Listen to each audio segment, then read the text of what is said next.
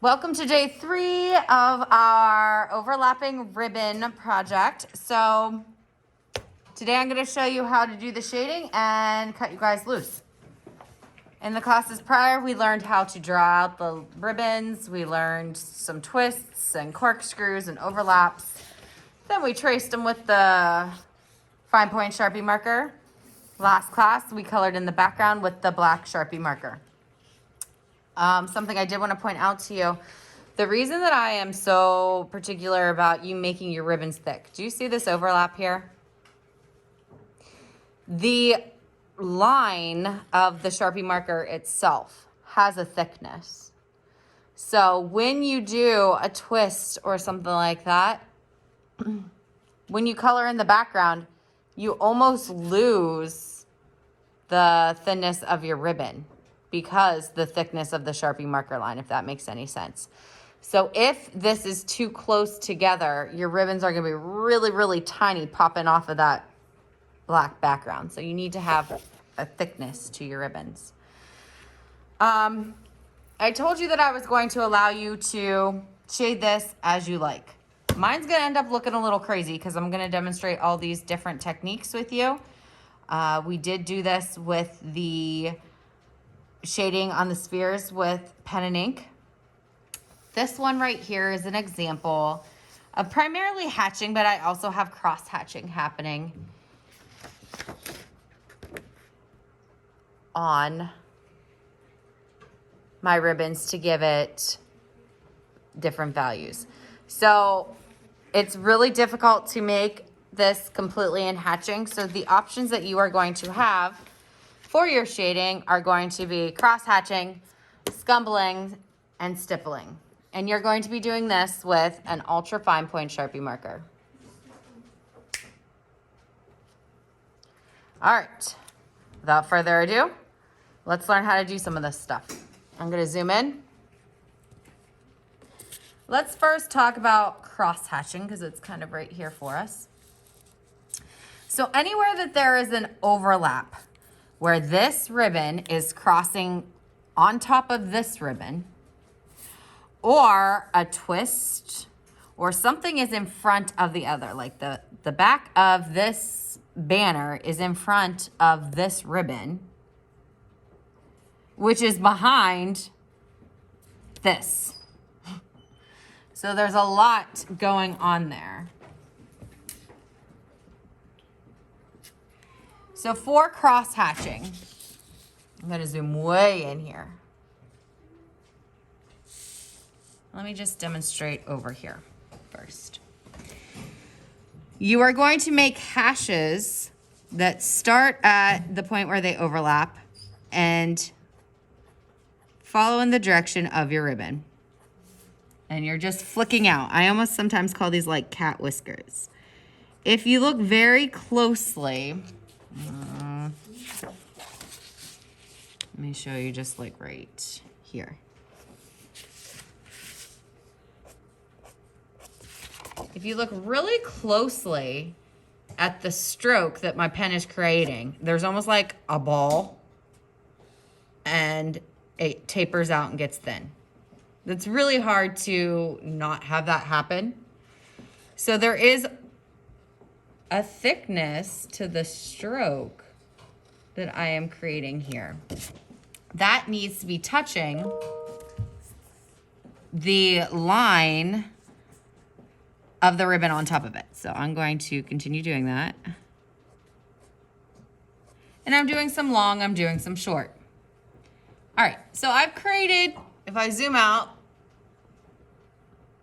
a little bit of shadow. Okay, we're getting there.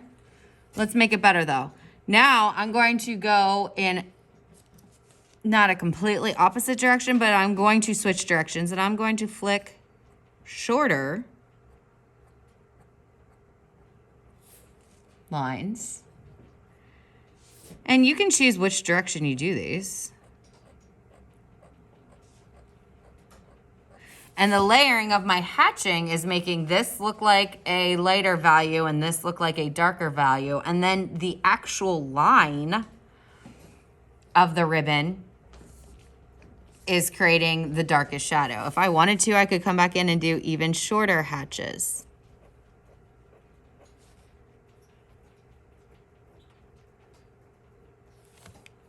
All right, so let's zoom out and take a look at that. Definitely looks like a shadow, right? If this is a little much for you, I can put a couple longer ones in here to taper it off, just to kind of blend that outward. When you get to super tight twist, like I talked about the stroke having thickness.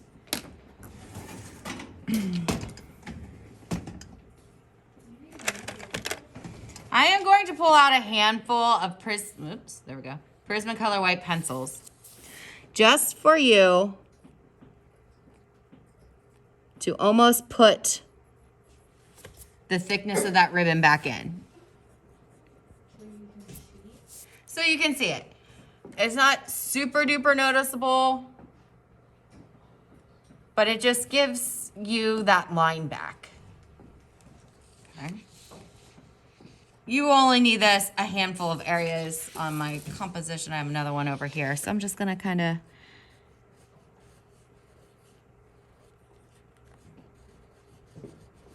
I don't want it to be really thick. I just want it to have a thickness. Basically, I'm doing what I did by getting too close to the line width of my Sharpie, eliminated my twist. Okay, back to, where was I? Up here. A twist. So when it comes to something like this, I now have a curve happening. So my hatches need to follow the curve, kind of like how we followed the curve of the sphere, same deal. And I'm not going far out with it, it's just right there. A handful of hatches will do the trick there. If you have a bend like this, let me find bend.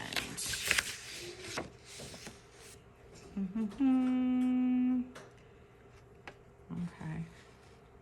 Where am I? Oh, okay. So you can do a bend like that if you like. If you want to get real fancy with it. And then it tapers out. So that is your hatching. If I wanted it cross-hatched, I would do just a couple. Less is more. Do a few, step away, see if it looks like a value. And if it doesn't, then put more in. But if it does, know when to quit. Okay, let's talk. Scumbling and stippling is going to be very similar. So scumbling is our squiggles, right? Let me get my hand out of the way. I'm not going crazy far out with this. I'm quickly getting to that light value and calling it a day. That's it. Let me scumble over here.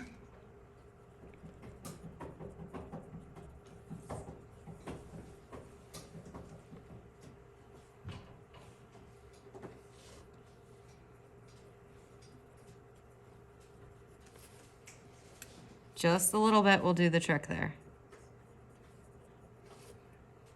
All right, so same thing here. This ribbon is wrapping behind the face of this ribbon for the banner.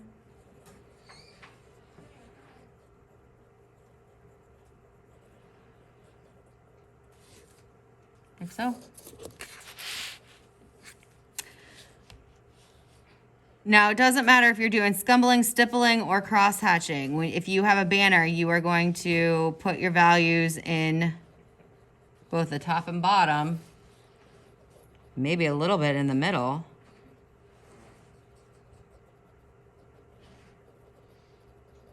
Of the back side of your ribbon if you have a banner. So I'm doing real tight, close to the edge, and then letting it come out looser.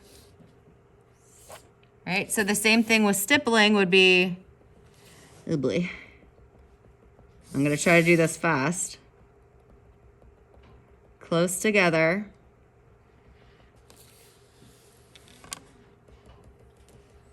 I'm trying to keep my hand out of the way so that you guys can see here. And then spread them out. Same here, close together.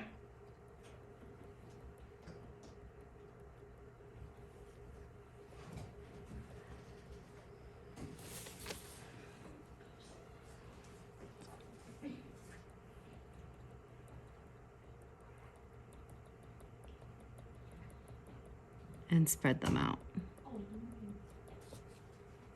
Okay, so let me zoom out so you guys can take a look at that. It looks pretty neat, right? I'm not going to continue scumbling just because that takes a minute to do. You choose between your cross hatching. I'm sorry, this is stippling. Did I call that scumbling? Yeah. Okay, I'm not going to continue stippling because it takes a while. You are going to choose between your cross hatching, scumbling, or stippling for your values. But the same thing holds true. Every overlap is going to get a value. Is this going to get a value here? No, because it's the top part. But this part that at a merge point is going to get a value. Anywhere that one is in front of another is going to get a value. So let's say corkscrew. I should probably show you that here. This is going to get a value.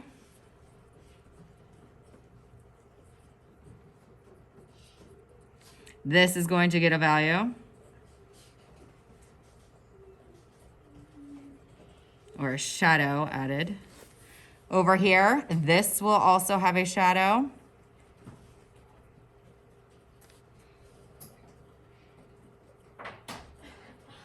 Shadow. Where you get to your loop-de-loop, you have to figure out, okay, so this one's on top. This area would get the value or the shadow added. And I'm going to just let this kind of flow around my curve a little bit.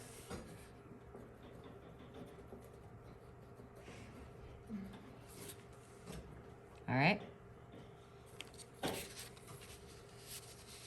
As you are working, if you have questions, come see me about this. If you are not sure which areas are getting shaded, ask before you shade the wrong area, because then we have a situation where we're pulling out white out to cover up. I'm gonna put a handful, like I said, of these white Prismacolor pencils on the clay table for you. There are also the ultra fine point Sharpie markers over there.